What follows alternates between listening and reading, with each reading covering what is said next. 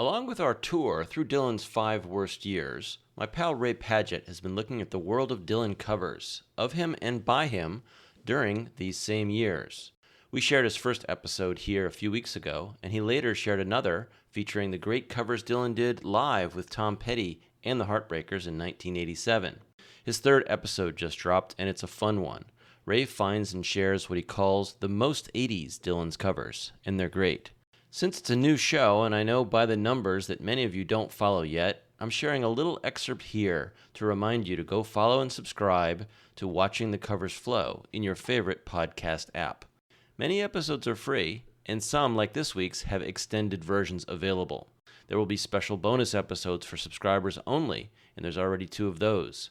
So this is another great reason to finally become an FM Plus subscriber.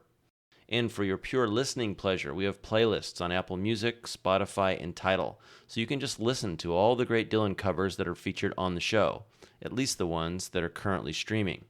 So, please enjoy this little bit of the latest episode of Watching the Covers Flow, and then go follow Watching the Covers Flow, the podcast, on its own in your favorite podcast reader. There are links in the show notes. Next up from 1985 is Mitch Ryder. And if you know that name, you might be thinking to yourself, Mitch Ryder, he's not an 80's guy, he's a 60's guy. He's the guy who did Devil with a Blue Dress On. If you're a Bruce Springsteen fan, he's the guy who first did the Detroit medley that Bruce has performed in concert for years. Well, like a lot of guys from the 60's, including, by the way, Bob Dylan, Mitch Ryder was clearly at a bit of a loss in the 80's, trying to stay relevant. That's the only way I can explain this version of Like a Rolling Stone, in which he brings in hip-hop and funk, he brings in synths and drum machines, really all sorts of things that an old rhythm and blues singer from Detroit probably has no business using. Looking this up, I discovered that this was produced by none other than Don Was, who would go on to produce Under the Red Sky in 1990. Kind of makes you wonder if Bob Dylan had heard this version of Like a Rolling Stone he produced for Mitch Ryder, if Bob Dylan would have given him the keys to the studio like he did. This is one of those that I think it's probably mostly good in sort of a novelty way. I don't know that I would go to the wall defending its artistic merits, but I find it extremely fun, and you can't deny it is very 80's.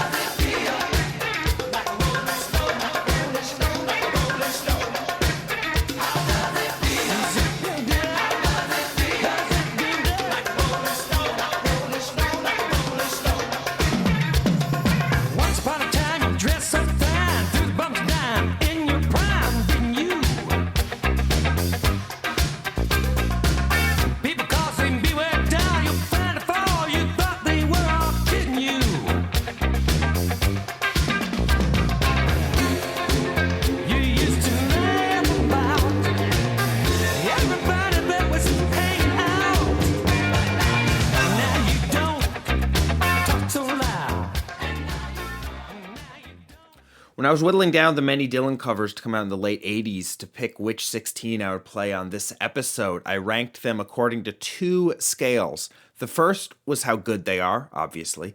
The second was how 80's it is. And this next track is the only of all of these that I gave a 10 out of 10 on the how 80's scale. The group is called Whack Attack. I mean, right there, Whack Attack. What other decade could that have happened in? They only released a couple singles as far as I can tell. They were a kind of a soul hip-hop group from Philadelphia. They went full Run DMC on this version of Subterranean Homesick Blues. It is absolutely wild. It sounds absolutely like, 80's sort of early hip-hop hitting its popularity. Subterranean Blues sometimes gets called the first rap song, so it's a pretty good choice to do this with. It's hard to not smile or potentially laugh while hearing this, though honestly, in addition to being absurdly 80's, I actually think it's pretty good. So here is Whack Attack doing Subterranean Homesick Blues. Look out, kid! I said, look out, kid! Look out, kid! I said, look out, kid, kid, kid.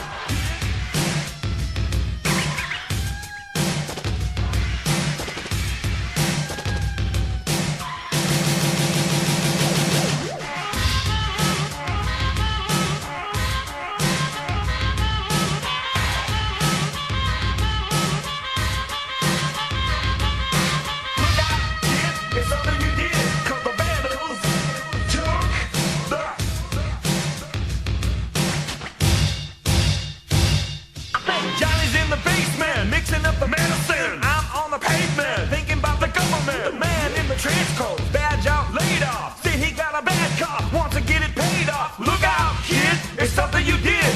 God knows when, but you're doing it again. Better duck down the alleyway, looking for a new friend. A man in the coonskin cap and a pig pen. Wants $11 bills, you only got 10. Got 10.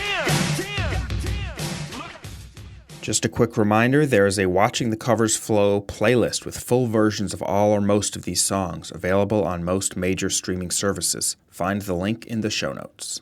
So there's a little taste. Go seek out Watching the Covers Flow to hear the rest of the songs Ray covers in this episode, and catch up on the other 2 episodes if you miss them. And of course, subscribe so you don't miss all the upcoming episodes. Thanks for listening. This show is a part of the FM Podcast Network. Visit us at fmpods.com.